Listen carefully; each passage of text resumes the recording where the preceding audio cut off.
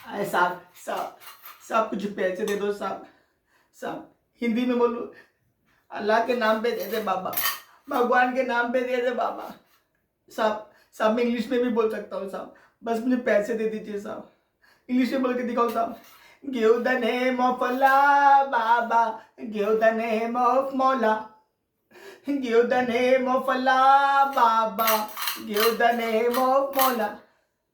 साहब 4 दिन से कुछ खाया नहीं है साहब, मेरी माँ बीमार है, दवा के लिए पैसे चाहिए।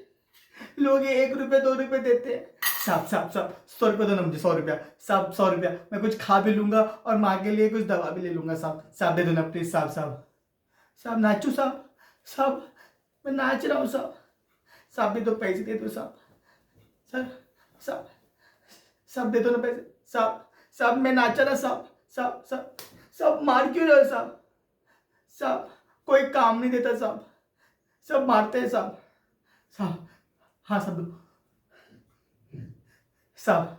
हाँ मेरा पेट भर जाएगा साहब, और मेरी माँ के लिए दवा के पैसे भी हो गए साहब। धन्यवाद साहब। Give the name of Allah बाबा, गिव द नेम ऑफ मौला,